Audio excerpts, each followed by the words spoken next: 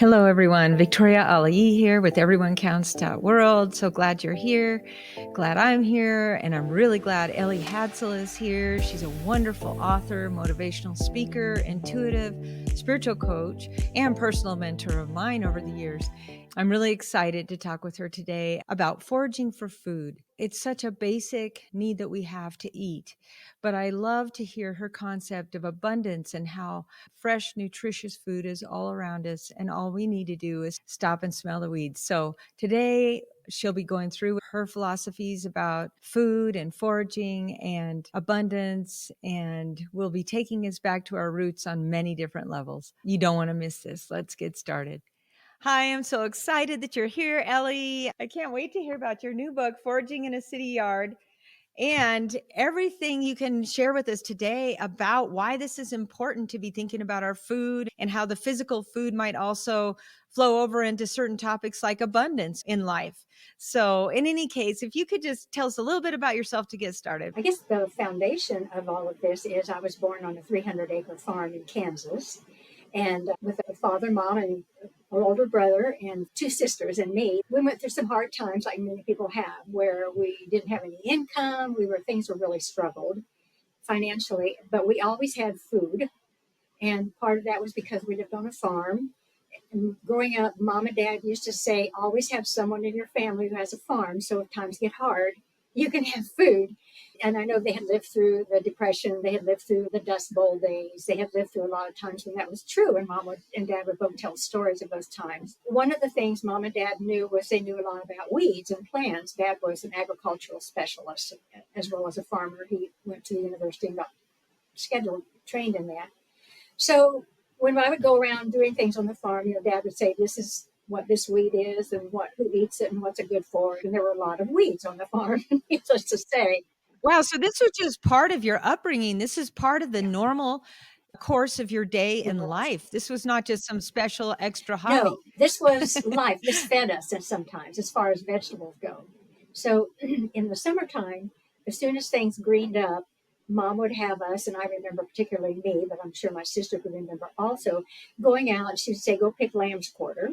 And lamb's quarter is one of the main weeds that I just love. It's also known as wild spinach because a lot of the Hispanic culture over the years just uses it like it's part of their regular food groups. And so I would go out and I would pick lamb's quarter, and we had a large patch under our oak tree. And then we would bring it in and we would steam it or cook it in water. If we cooked it in water, then mom would pour the leftover water. In those days, people boiled a lot of foods. So she would take the water, and then we would each have some of the water that had the flavor of lamb and a pat of butter and some pepper. And it was just absolutely delicious. And to this day, I love lamb's quarter water. It's just filled with all the nutrients. Can you repeat that again? Absolutely. How do you make it? You cook the lamb's quarter in water, and you're going to just barely bring it to a boil. If you're going to boil it, I don't do it that way usually anymore, but you bring it to a boil just when it's cooked, and then you turn it off, and then the heat will cook it because it's small leaves, it's thin leaves, and it will cook very quickly. And then you pull that out, and that's what you serve on the plate drizzled with butter, or she used to toss it with bacon grease sometimes. The good stuff. And then the water, you pour into cups, however much water there is. You put a little bit of butter on top. The butter melts into the juiciness in the water, and then you sprinkle pepper on top, and you have lamb's quarter butter tea, and it's absolutely delicious. Goodness. Incredible. But usually she would cook it in just a little bit of water and just bring it hot enough to cook it through. Then she also would freeze it for the winter time. So it was like a crop. We would go out and we would harvest lamb's quarter, and she would blanch it in water very quickly and then freeze it. And then it would go in the freezer. And then during the winter, we would eat lamb's quarter for our vegetables. Wow. We had a big garden. We had a huge garden, and we did use a lot of produce from that, especially in the spring and early summer when there were so many weeds. So the weeds that we ate were lamb's quarter. The greenery here is lamb's quarter. Oh, okay. A lot of people that plant. It's a beautiful plant. We let it grow. Considered a weed, like you said. This is the lamb's quarter. Yes, this is what the lamb's quarter. And the flowers are from fleabane. Fleabane is another wild plant. Now you can use the flowers, but this time of the summer, I didn't have any of the greens anymore. They're usually are best in the spring and early summer. So all I had was the blossoms, but I wanted to show people how pretty they are.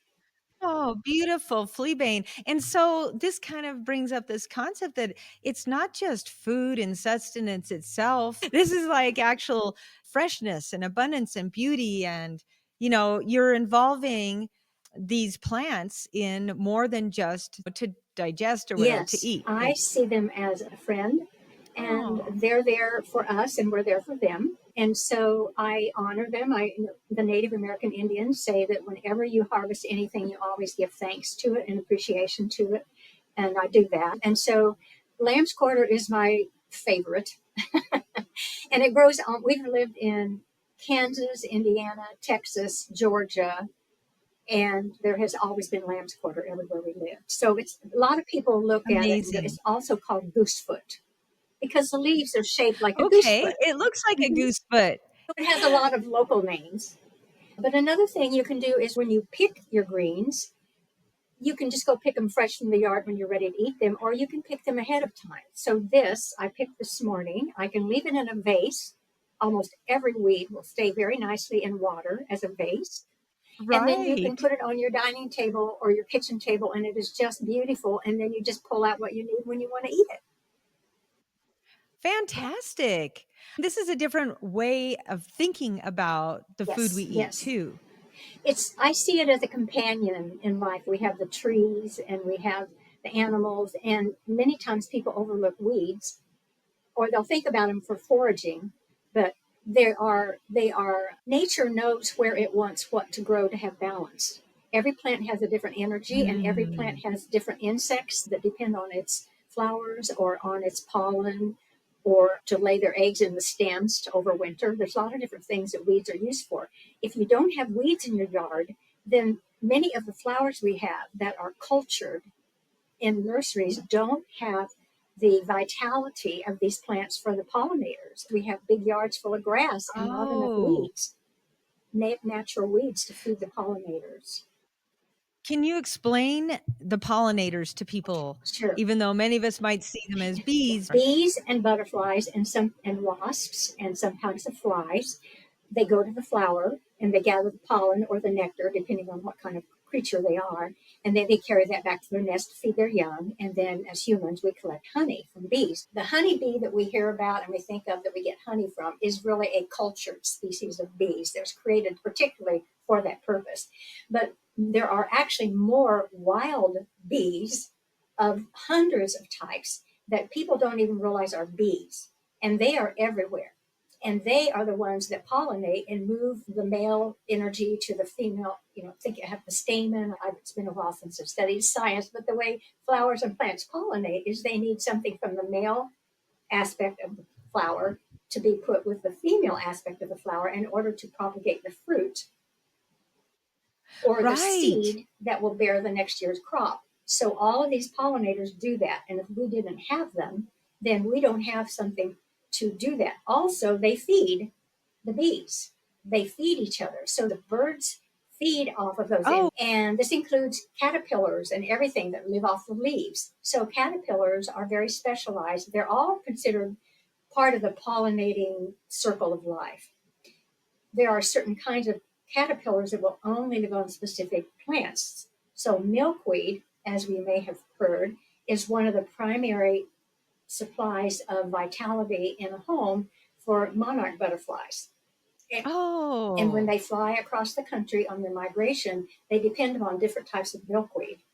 So if milkweed is not available, then they don't have the right place. So pollinators are essential.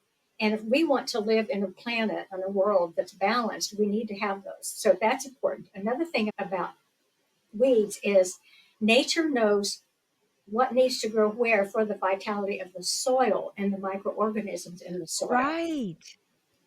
So, for instance, dandelions, and I have some, most people know what dandelions are, but here's some dandelion leaves. It's Yes, late. look very familiar. Yeah, And look how lush they are looking as they well. are. Now they're, as it gets along in the summer because of the heat, they begin to taste a little bit more bitter and tangy than in the spring. Mhm. But they're still edible. They still have all the nutrients in them. You just have to maybe cook them differently. So dandelions grow only where there's really compacted soil. Interesting. And they thrive there, and their roots go very deep, and the roots break up the soil. If you were to leave an area that had a lot of dandelions and you didn't do anything but you let the dandelions be there year after year, over time there's fewer and fewer dandelions until they don't grow there anymore because they aren't needed in that soil. There's an intelligence, Oh, and I could not wow. explain how it works, but having dandelions in your yard is actually healthy for your yard. And it's good for your soil, and your grass will actually do better with some dandelions loosening the soil. Unbelievable how many So people will spray or will just get very irritated or frustrated if they get dandelions in their yard. And in fact, what you're saying is they have a place, they have a role, and they, that we're taking some human type of judgments or biases around what we think are, what does a successful yard look like versus, what is actually abundant and what is actually healthy for the yard itself, people that live there, yes, and the and the critters. insects and the birds and the hawks that feed on the small birds and the chipmunks, all of the creatures. Our yard, people comment on how green it is and how pretty it is. Oh, your yard is so pretty. If they walked through our yard, if they actually came in our yard, they would see there's maybe half of it's grass, but most of it is wild plants. We just mow it and they come up again. So this is one of the plants. It's wild Oh, strawberries. how beautiful. Yes, I think I've run into those myself. Yeah. They look just like strawberry leaves, Yes, and they have a sweet little yellow flower. I don't know if you can see that. A I little see yellow, it. yeah. Oh, beautiful. They don't have much flavor to them, but the chipmunks eat the wild strawberries. And when you mow them, like dandelions, if you mow, the weeds will continue to grow, but they'll just be shorter, the shorter stems. So you can end up having a yard, and these are edible. Wild strawberry leaves are edible. Oh, So that's are the good to know strawberries. too. Mhm. They're in the book. Right? Another thing that you can have is clover. A lot of people grow clover. That's really good to have in your lawn to add nitrogen to your lawn, and clover is edible. So this is a natural way of adding nitrogen to your lawn. Yes, and in your book, you talk about which parts of these weeds are more edible than others, are more customary to be eaten by humans. And at the Right, same time, what you're right. saying is that this is such an important part of the cycle of all life that we need to be mindful of, make Yes, decisions based on what we think is going to be good for us and our family and our yards and our yeah, and the animals and the earth versus just maybe accepting what society tells yes, you is what you need to do to have the perfect lawn or the perfect yard. And yeah, and yeah. especially as times get tough, more of these concepts may come to bear. Yes, as a matter of fact, mentioning that, if we could not go to the store and get any greens or any vegetables, we could live off the weeds in our yard. We have a small yard, but I went out and found 8 weeds that are edible, and that's in July when you think there wouldn't be a lot growing. And I don't water them special, they just thrive here because I have certain areas that I leave alone and just let the weeds be there as well as mowing the yard. I had a friend who used to live in Albuquerque, and I had a new friend, and she knew that I love to garden and landscape and so forth. She said, "Come over to my new yard. It's just dirt, and I want you to come over and help me figure out Ah, how to plant a garden." And I said, "Okay, before we come and work on it, just water an area that you look at where you want your garden, start watering it so the soil will be soft enough for us to work with, and then I'll come over when it's dried out and we'll dig out your garden." And so she was all excited. I went over there, and she said, "It's full of weeds. Where I watered, it's just full of weeds." And I looked at it and I said, "Oh, don't put your garden there." And she said, "Why?" And I said, "Because you've got everything you would need right there in that spot." She had lamb's quarter, she had amaryllis, she oh, had clover, she had all of these edible plants that would have more nutrients than what you would buy in a store. She did end up growing a garden, but she did save some of them. And she, again, just loved the dandelions and the lamb's quarter. So oh.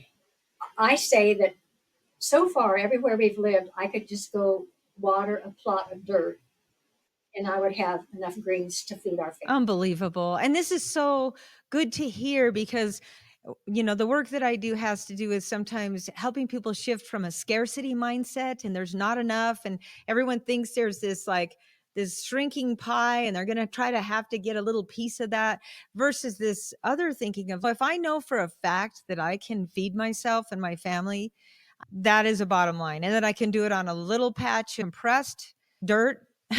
And that not only will it help myself, but it will help the pollinators and the cycle. Just knowing that there is that abundance that is just naturally in our world is Yes. amazing. And I think the trickier part is making sure you don't try to eat anything that's been in a city where there has been possible spraying and things like that. That's probably a trickier part. Generally speaking, they say to not eat any green that has been within, people say different things, but 20 feet, 30 feet, 40 feet, 50 feet, I've heard it all, from a heavily traveled street. Okay. Because the emissions that come from the car that can coat it and so forth. However, we have lived places and I have eaten them from probably 30 feet away. I just wash them really good and let them soak in the water and then pour off the water. We've never had any problems with it, mercury and different things over the years from time to time, and we don't have any of that in us. So I think it depends on how heavily traffic. Like if I had a lot of heavy, big diesel trucks going down the road, that would be different. But just an occasional car going down the city street, I'm not too worried about. And maybe electric vehicles will help. Maybe they will. So just how you prepare them, it's important to know, first of all, that you are getting something that's edible. Correct. Because there's a few things that can fool you. Hemlock and Queen Anne's lace. Queen Anne's laces and wild onions, they're edible, but hemlock is not, and they look a lot alike. I don't have those in my book. I just don't because I don't want people to get confused. Right. But you look at the pictures, and I say even look at the pictures in my book, but I recommend people go online and get bigger pictures of the whole Great plant idea. and you'll see it clearer. And in the book, I tell you how to harvest it, how to prepare it, and its nutrients. I also share some of how each weed has been used traditionally by Native American Indians or other cultures, our ancestors, how they used it for different purposes and different reasons. None of that can I authenticate with Sure. science, but it's good to know the story of how they were used. The Native American Indians say they're not all the same, but one of the groups shared that in everywhere on the Great Spirit's earth, there is always plants to feed you. There are always plants to heal you. And if there's anything that's poisonous or harmful, there is something there to heal that. So, in other words, if you really know what's around you, you can live off of it. Now, I don't know a lot of that information. I just know what's edible, and I know it when I see it, and I teach classes on it, and I have wrote a book about it. But I'm not scholarly. I couldn't tell you necessarily the scientific name of them or which genus or species they're from. I just kind of share it in an interesting way. But it's the way I learned from my parents. Mom was like, so wild violets, you can have wild violets. These leaves are edible. Oh, I picked them this morning, and some of them are staying perky. those But wild wild violets. violets, Wow. the flowers are edible, the leaves are edible. Now, these leaves are very tough. So, based on what they are, a lot of these, I would not eat them with a meal as a vegetable. I would puree them in a green drink. Kind of like kale. I've And done then, that quite a yeah, bit. exactly. You get the goods, but you don't have to chew and chew. And the flavor, then you have some things to make it flavored a little differently than just the green, that you taste. Also, when you eat these, you need to go into it slowly because they are very strong, have very potent. And if you eat too much too quickly, too soon, and your body isn't used to that many nutrients at one time, it goes crazy and you can have loose digestion. Okay. So I just tell So, people, be careful. I grew up eating them. We've eaten a lot of greens over the years, don't have a problem. But if you eat a salad or a green, even ones that are fresh in the grocery store, people say there's canned, and then better than that is frozen. However, many of those have been transported across country. They've been refrigerated. A lot of them, by the time they reach the store, don't have as many nutrients as actually something that's been frozen. that's so to hear because I was in a seminar like maybe 10 or 15 years ago about this very topic. There was someone at 9,000 foot elevation growing like a ton of food, literally a ton, off of an acre at that level, which you wouldn't imagine would be possible. But she also talked about how the further away your food comes to you, the fewer the nutrients that are in there. And so you're just basically saying the same thing that I heard before. So this is very important. A lot of us just go to an average grocery store. If it's a health food, have some local produce. But I was recently in a health food store, and the only, what am I thinking? It was some kind of a fruit that is normally grown around our area. The only one I could find that was organic was from another country. And it's okay, Yeah, really yeah, helping me. that's true. And which brings us to the point of organic. So if it's in your yard and you don't spray, you don't want to eat something that's close to a heavily traveled street. We talked about that. The next thing is you don't want to eat something that's been sprayed with, even if they say that it's safe. The answer is There's so many things that come out after something has been deemed safe, and then years later, people start having effects, and then they say, "Oh, it wasn't after all." So I'm not going to judge. I'm not going to get on that story, but I am going to say that if you have this, and we don't spray in our yard. So if I can go out in our yard and all summer long, I can find the greens we need to have the nutrients we need. Now, and maybe green drinks later in the Right. summer when things get more pungent, but we'll still have it and we can still have the vitality that we need. So if someone doesn't have a lot of money, this is perfect. Mhm. And don't feel embarrassed. Feel proud because you're ahead of the I curve. love that. If you're going into foraging and eating weeds, you are way ahead of the curve. So don't think that you look bad. Be pleased that you have the confidence to do what's right for you and your family, and you just do it. And you can use these in you can use the cupcake. It's a muffin Oh, cupcake. beautiful. Got lemon frosting on it. The recipe's in the Really book, but wonderful. it's made with weeds. Open it here. Oh, wow. And so there's desserts. You can make lasagna with lamb's quarter or with greens. Like instead of using spinach lasagna, you can pretty much use lamb's quarter and a lot of the pretty much lamb's quarter and fleabane. I don't have a fleabane plant to show, but you can pretty much use them like you would use spinach in any recipe for spinach. The top picture just Yeah, looks so lush. So that's what you can look for. And you can also, like you said, go up online and find bigger pictures. yeah, And so there's a yeah. lot of substitutions you can use the weeds for in common recipes. And the nutrition, it's organic, it's plentiful, and It's free. exactly. It's free. It has more nutrients than anything you could buy in a store. You're helping nature. You're cooperating with nature instead of trying to destroy her for something. It's not a monocrop. You have a multi-crop because you have many things. You're helping the pollinators. There's so many benefits to doing it. And after you get started eating these, if you eat other vegetables, they taste bland That's interesting. because there's so much flavor in these things. This is purslane, and purslane Can you rise grows. it up? There we go. Yeah, on this Purslane. thing. There we go. Okay. That's purslane. It's Yes. like it's a succulent, Uh-huh. and it's another one. It and lamb's quarter. A lot of people, when I tell them, they're like, "Oh my gosh, I have thrown so much out of that in the trash. I can't believe it." And actually, in some countries, they grow lamb's quarter and they grow purslane as a crop. Interesting. That's something to consider, is that one person's wheat is another person's bounty and another Yes. person's food and Hmm. another Hmm. person's, flowers. Like you were showing us at the very beginning, the beautiful flowers, and I can't remember what the plant was that was with the lamb. Fleabane, Fleabane. that was That's fleabane. Right, fleabane when exactly. it's blooming. Exactly. You want to let some of these go to seed. A few plants mature to give off seeds for your next year's crop. So this is interesting to me because I sometimes think about, what if everybody turned to eating weeds? What would the world look like? I know. I was Oh, don't tell actually me. thinking that this is a bit of a revolutionary book. This is a bit of a, what's really funny is that it flies in the face. This is what's real food. And if it's not in a package, and, like you said, some people could even feel embarrassed for going to weeds as a resource, especially with inflation going up. And, before cat Right? food, I can Yeah. tell you what, I'm going to be eating dandelions. That's for sure. Who knows what's in that cat food?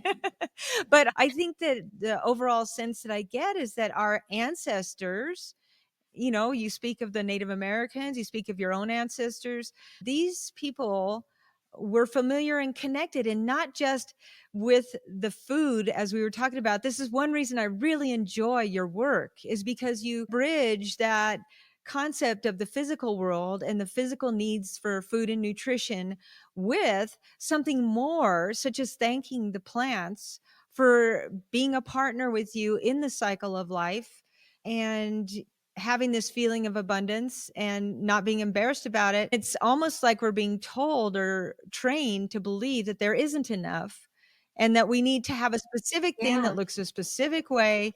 And if it doesn't, then we're in the out crowd. We're not in the in crowd, we're in the out Yes. crowd. And then what you're Right. talking about is, consider this, do you want to be happy or do you want to be in the in crowd? Yeah.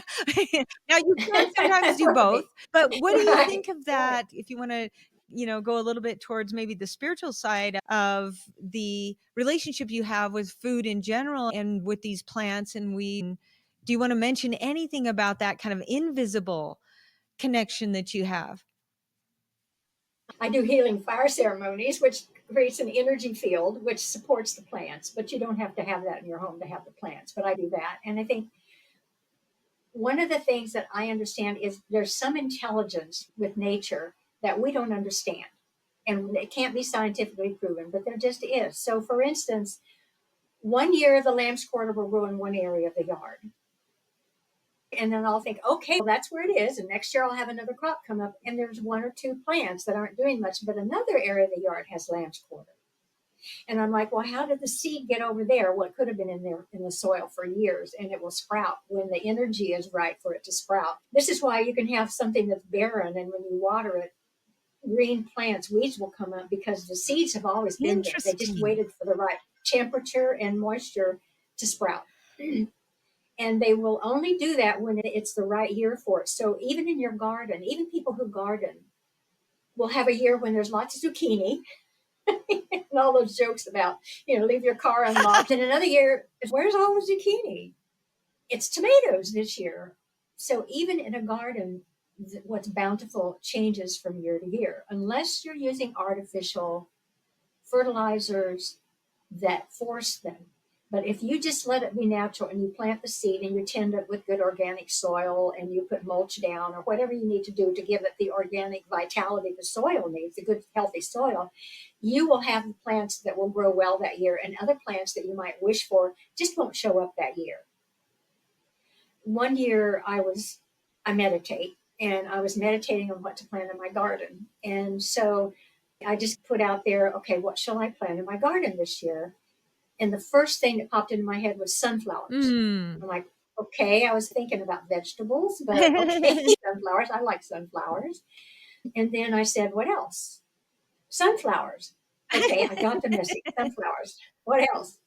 Sunflowers. Okay, I got it. For some reason, it was really important for me to plant sunflowers. And so I'm like, okay. So then came up, green beans and chard. And I was happy to hear chard because I love chard. And different things came up. I had a great crop of broccoli the year before, and I wanted broccoli again. And so I said, how about broccoli? Silence. Broccoli, silence. So being a little bit independent, which I am, I grew what I got to grow, but I grew broccoli too, and it didn't do well at all that year. Interesting. So you're saying there's some kind of unspoken, kind of different things at work that we can't really explain, and that you can do what you can to be in tune with these rhythms and these flows. However, you can also do what you want. It just may not turn out on the level at which you think that it will. And so Yeah. there's an intelligence. And what it Yes. reminds me of, I recently brought this up in another interview, is this book called The Tao of Physics. And I really love Oh, that yes. book because Yeah. it talks about how the older belief systems and mysticism and religions and everything believe that if a butterfly flaps its wings in India, that might affect, the weather, like a hurricane or something like that in the West Coast or the East Coast.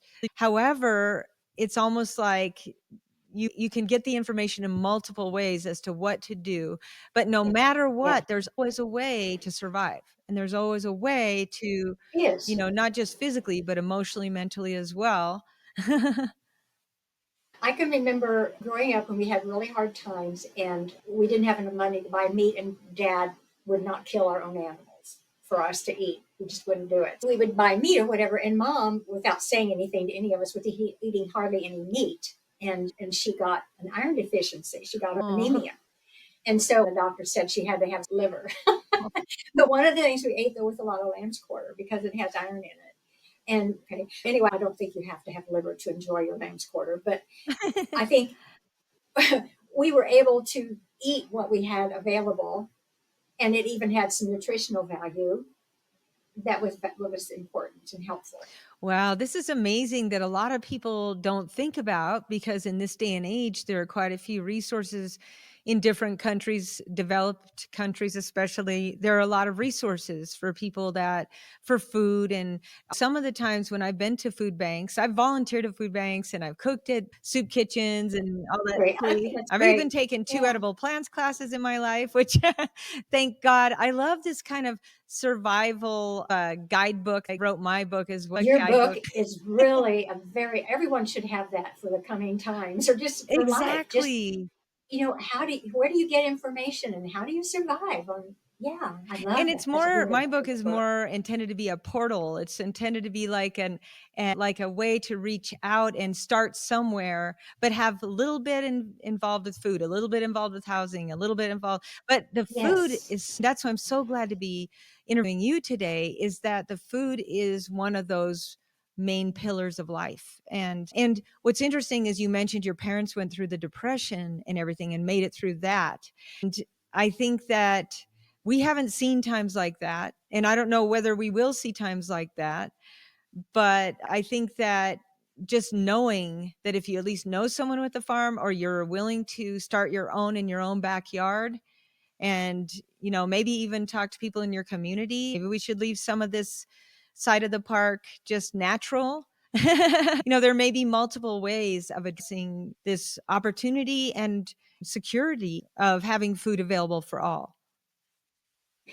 That's true. If you just took a square block and watered it, they would probably have all the weeds to feed all the people in that area, in that community. They would just need to know how to choose it and how to select it. And you just shake it to get all the bugs out of it. And then you wash it good and then you eat it. That's how you prepare it. I want to also share a little bit about how you store it because if you want to, it's great if you can just go out in the yard and get it before every meal, but sometimes it's raining or you don't want to do that. And so you can pick produce weeds and then you can store them in different ways. So one of the ways is, first of all, once you pick it, you always shake it to get any bugs off. And then you bring it in and you soak it and you put it in water. And if there's any critters that come out, like ants or whatever, we rescue them and take them back outside because Wonderful. they're part of the circle of life. Then you can make a bouquet, like I mentioned earlier, of the weeds. Now, some weeds will stay pretty in a bouquet and some get limp. Mhm. So you just have to learn which ones those are. Another thing you can do is you can pat them dry in a towel, wrap them up in a towel, roll them up in a towel, and pat them really dry, and then put them in a plastic bag or a plastic container or a glass container, and put paper towels or some cotton or cotton handkerchiefs or something like that in there to absorb the extra moisture. Okay. So that keeps them from getting moldy. They absorb the extra moisture, and I put one on the bottom and one on the top of the container. And then if I'm going to keep it for more than a couple of days, I'll go in and remove those and put clean towels in. Wonderful. And if I use paper towels, I take the ones that are just damp from the moisture. So I take them out and I dry them and use them for paper napkins or something so they don't go to waste. Recycling.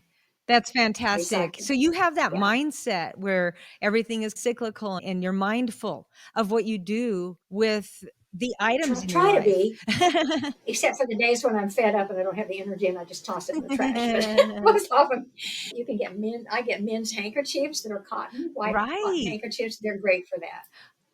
So you can do that, and you can save them for 2 or 3 days that way. Or different greens will stay fresh different lengths of time. Just remembering that the longer you store it, the less nutrients in it. Okay. But you can do this for several Longer you store days. it, the less nutrients there will be. And that also goes back to that theory of the further away that food is coming, the less nutrients it will have. That's right.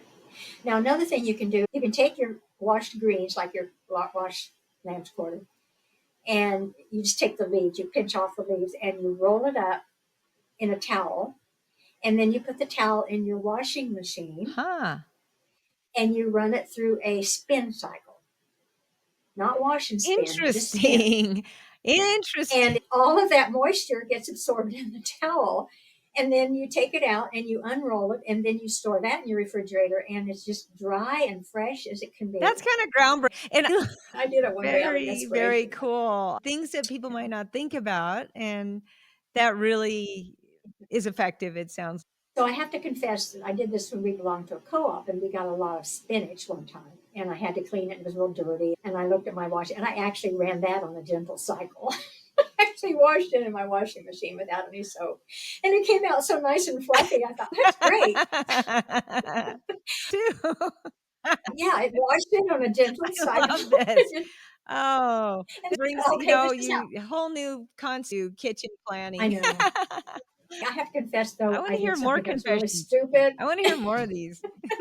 I thought that was great. What about potatoes? Because we had a lot of potatoes. So I put potatoes in a low load with water, and it was an agitator, and I washed it, and it was clunk, clunk, clunk, clunk. It sounded horrible. And I had it on a gentle cycle, and I thought, it shouldn't really be. And I opened it up, and there was just shredded pieces of Oh, potato all mashed. over It my was ready for mashed. That might not be good for your real machine either. mistake. Don't do it with rutabaga or cabbage or potato. But if it's greenery, and if you put it in a towel, Right, wrap it that up in keeps a it. towel And and just then spin just it. spin Just it. spin it. Yeah, okay, Okay. that sounds Yeah. good. Well, somebody has to be the inventor. Somebody has to do these, I know. I'm really glad you're out there doing it for us. Glad to help. That's so fantastic. Oh, I have a question for you. My question is, when you're dealing with the weeds, do you basically just do what you suggested, which is go water certain patches of your yard and just see what comes up? Or is there some kind of planting process there? Especially with things like these wild strawberries, or was it violets? Wild. Are there any kinds of seeds that you utilize in your gardening when it comes to weeds? Or are you more like just waiting to see what shows up, given the I just wait to see what shows up and then I deal with it. I don't have a vegetable garden the last several years, but I have over the years. And I allowed some weeds in my vegetable garden because they have a valuable place in the vegetable garden. Lamb's quarter and amaranth and sunflowers are really good to allow in your garden because they have big roots that will go down and break up the soil interesting? and loosen it. So when you water, all of the other plants can get their water more readily. So when it rains, it doesn't just run off, it'll soak down deep, and then all the plants get the benefits because of those deep roots that have broken up the soil. Wow. Second thing is the deep roots will attract compounds and minerals that are deep in the soil. Huh. Shallow rooted plants, which is a lot of gardening vegetables, they can't access the minerals that are deep in the soil. So the deep rooted plants pull them up and actually bring them to the top level of soil. And then the shallow rooted plants can benefit from those minerals. Wonderful. And next thing is they can actually create some light shade. So many people will grow like lettuce or spinach in the spring, and then when it gets hot, it wilts and it doesn't do good anymore. When we lived in Albuquerque, which is high desert gardening and very dry and very hot in the summer, I had chard and I had greens and lettuce growing clear into the summer that were shaded by sunflower plants. So there's enough light. You don't have to have the direct sun right on it. You just need to have the light. Correct. So there's a difference between the sun hitting you. It's like on a cloudy day like we're having today, there's sun coming in the windows. It's not direct sun, but it's there. Diffused. Sunshine It's is there. diffused light, It's diffused. and Yeah, that still right, works, exactly. is what you're saying. It And in works. fact, it might Absolutely. actually prolong the life of a garden by having some of these Yeah. taller plants that can offer some shade, especially during Yes. the hotter months. And then in addition, these deeper roots, what a concept is being able to leave some of these deeper root plants in your garden to bring up those extra minerals. This has Yes. got to help the soil, it helps the other plants, the critters. Would it be possible that you would get even better nutrients out of some plants if there was You will. Worms can move around and aerate, leave their natural castings and aeration? aerate it and all. So all of those things work. And this is why if you really stop and think about it, what we've done with garden is we have a monocrop, or it might be 12 things in my garden, but it's just these things. But if you have some weeds among it, the weeds are giving out an energy. If you were to look at the auras, the energy fields that's radiating from the plants and the different insects that come and go, plants actually are affected by the sound of birdsong and the sound of insects. So they've done Interesting. studies where if there are no insects or birds, the plants don't thrive. Oh, that's pretty powerful. So this is why have some weeds in your garden. Don't let them take over. Wild strawberries will just go crazy in the garden. They'll just take over. Last year, I was really busy in the autumn and they took over. And this summer, some of my perennials weren't coming up like normal because there was too much shade and they weren't getting the sun. The moment I weeded out the strawberries, they come right back up.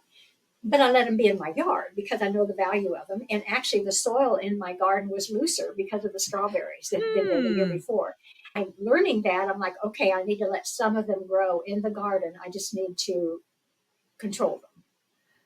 So I have a question. It's a little divergent, but these heirloom seeds and things like that, when you talk about your standard garden, having seeds that can reproduce other plants and things like that versus these Yes. commercialized plants that have been, kind of altered for the purpose of always having to go to a certain corporation to get those seeds or whatever. And then again, I'm sure the nutrition and the natural flow is not as strong in these types of seeds. So are you It's also true. mindful about the types of seeds or the of your regular garden items? Definitely non-GMO for me. Right. Definitely non-GMO and organic as much as possible from organic sources. There's some really wonderful online websites. Monica, my daughter, knows a lot about this, more about that probably than I do. So I go ask her. That sounds She has some really great places to recommend where you can get really good quality seeds, and then you can capture your own seeds. So you could, let's say this year I have lamb's quarter growing in 3 different areas that I've allowed to grow, and I'm harvesting some of it, but the rest of it I will let grow until it goes to seed, and then I will capture the seed and I will keep the seed. And then next year I will scatter it in places that I prefer my lamb's quarter to be. But it usually doesn't listen to what I have it tell it to do. It ah. usually has its own mind. So you can But attempt to gather some of the seeds and mhm, pass them around, but this is that they're going to grow where they're going to grow, and that may be affected by what the soil needs and things that you might not understand. And absolutely. I love fleabane. Fleabane is one of my favorite ones and it has the pretty flowers. And it always, because of the wind and the sun, it always tends to grow at the front of my garden. And it's really tall. And so it grows in the tall and then it hides everything behind it. ah. So every year I take it when it goes to seed and I put it in the back of my garden, just saying, come on, let's grow in the back. And but every year it comes up in the very front. It just likes this particular way of it likes to be on the edge of my gardens. It just likes to grow. It also likes to grow between pave stones. So we have some sidewalk Oh. that's pave stones and it comes up between the cracks in the pave stones and I let it. So we let it, that's where it likes to grow. And so during the spring and early summer, I just go and I weed my pave stones for dinner. I pull out the flea bane, bring it in, wash it, and we eat it. And I allow it to grow until this time of year. I let some go to seed, and the rest I pull out because it's in the way and it gets tall. But it's one of the things that when you appreciate and you honor the plant, you let it go to seed. You let it be a mama. You let it have some babies. You let it do what it wants to Oh, I propagate. hadn't thought about that from plants. Let them have some babies. Let them have their offspring. I mean, even trees, now they're doing studies on trees of how tree roots from a mother tree will send out food and energy to feed the Oh my saplings goodness. until they become established. There's scientists, I don't have science, but I like to think that we do the same thing. Absolutely. Oh, these are things to tell our grandchildren, to tell our children, and these are things that are not taught in traditional school. It takes books like yours and videos like this and just talking to as many people as we can to share these possibilities because I am sure for a lot of people, they don't have any point of reference for doing something like this, providing for themselves with weeds and not paying a lot of money for food all the time. By the way, when I was younger and had my kids, I actually created all their baby food using this book called the Super Baby Food Book. But I remember specifically kale, which is what I'm being reminded of with the lamb's quarter and some of the other things you're mentioning is that I would steam it and then I would, put it in the blender and chop it up or, puree it depending on how old they were. Then I would put it into ice cube trays And then I was Yes. able to take half and mix it with some milk or put it in some oatmeal or some rice, and so the thing is they got tricked as young people into eating all this stuff in a way, but I feel very good about it. They rarely get sick and it was all organic and it was very little work. And the flavor, if you do your own baby food, for instance, from your garden or from even organic produce or these types of weeds, it's just, it's incredibly different. The taste, It texture is. and everything is completely different, and I just feel so grateful that I must just saved thousands of dollars making my own baby Oh, food, and I yeah. felt so Yeah. good about it. And then guess what? Yeah. We ate better. The parents ate better too. And the other thing I wanted to mention, talking about being in Kansas, where I'm familiar with the tomatoes, especially that used to be growing and everything, is that a lot of people might not even understand there's a difference in flavor between these types of Yes. organic, Yes. like you smell one of these, more organic, natural tomatoes. And yeah, it's a different experience. And so I kind of challenge people that are listening to you today to consider, at least looking at their weeds differently. If not, consider talking to their weeds. I've done that before. I've talked to flowers and take a second look at what they think is abundance, what they think is fresh, what they think is nutritious, what they, just take it a step further. You're eating vegetables, but you're not eating organic. Take it a step further. Can you Yes. speak to people out there right now that are maybe buying a lot of packaged processed foods, or even people that have been in the habit of eating organic or whatever, but just do it occasionally due to the cost? What would you say to people out there about, you know, the way to think about food maybe in a slightly different way? I think one of the things is many times we feel guilty if we don't have organic fresh. Because you hear so much about how important it is. Some people can't afford it. Some people live in an area where there is no stores with organic food. All they can do is go buy something from a regular store that's a regular stuff.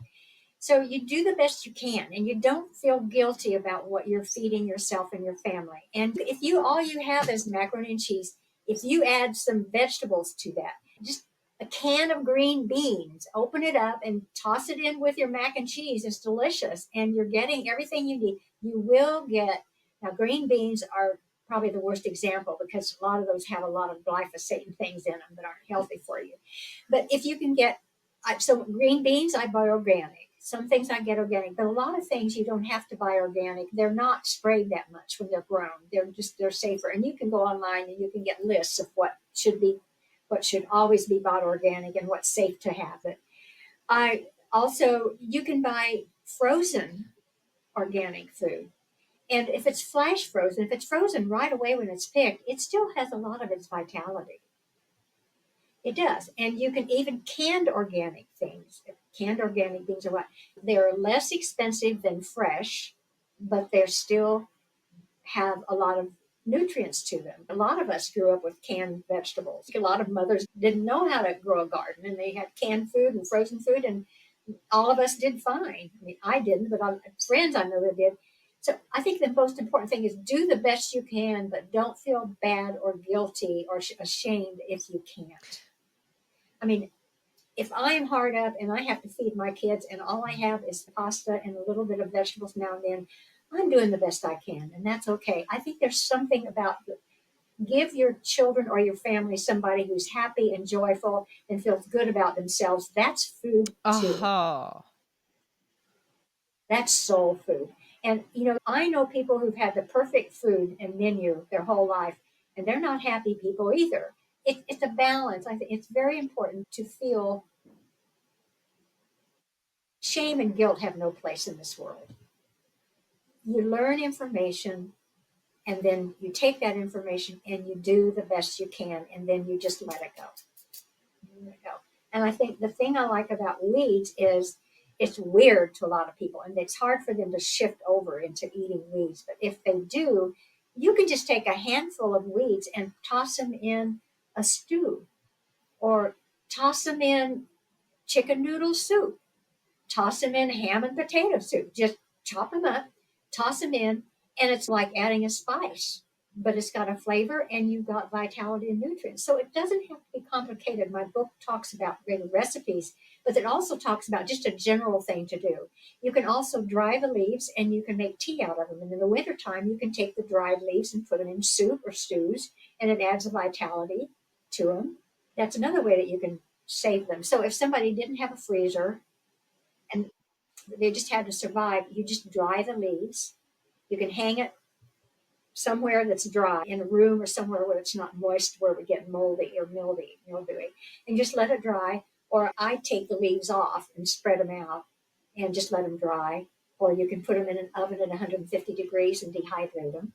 You don't have to have a dehydrator. If you have an oven, just put them on a cookie sheet, spread them out flat, put them at 150 degrees. It takes several hours, but when you can pick it up and it's crisp, then you know it's done. The moisture's out of it. And then you just put it in a jar, and I have jars of lamb's quarter and fleabane and purslane. Purslane is a succulent, so it takes longer to dry that out. But I have all of those and some dandelions that I can put in soups and stews during the wintertime. Or meatloaf, put it in your meatloaf. And something I've noticed is that when I have added, say, kale or something to another dish, you really don't taste it. The primary dish is what is the Yeah, actor in that play. And these are, like you said, just little spices. They're not even really noticed, but yet the impact is yeah, great. yeah. And you can make for kids, to get your kids, just make them get a blender and blend up some with some, I don't know, some fruit juice or some applesauce or Smoothie. make a smoothie and they'll eat it and they'll like it and they're getting their nutrients. Well, this has been fantastic. And I hope I can have you back for some other discussions, not just about food, but also maybe some meditation. So, would you be open to coming back and joining us I'd love again? to. I'd be happy to. I'm happy to share this. I'm just happy to discuss it. Anything that can help somebody the way I've been helped. Absolutely. These are all things that I learned that helped me. So you're You know, passing it on basically, you're paying it yeah, forward.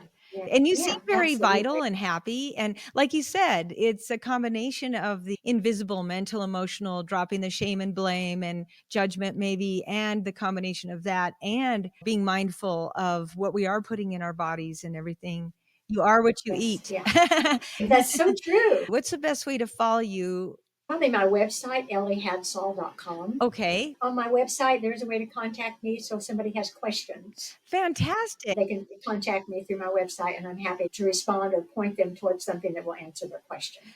That's so incredible that you're open and available for that type of connection with Yeah. people, especially in such an important area. I'm really excited to be continuing to read, and I'm going to try a few of these recipes. So next time we talk, I will have Okay. tried at Let me least know one. how The it goes. problem, like I said, since I live downtown on a main street, is that I have to go a Yeah. little bit off the trail in order to get some of these. So I feel more comfortable with the fact that they're not, being sprayed or Yeah, that's true. I thank you for offering this opportunity for me, for respecting what I have to offer and giving me an opportunity to share with others. That means a lot to me. So thank you so Thank you, much. Ellie. I look forward to talking soon and have a wonderful afternoon. Too.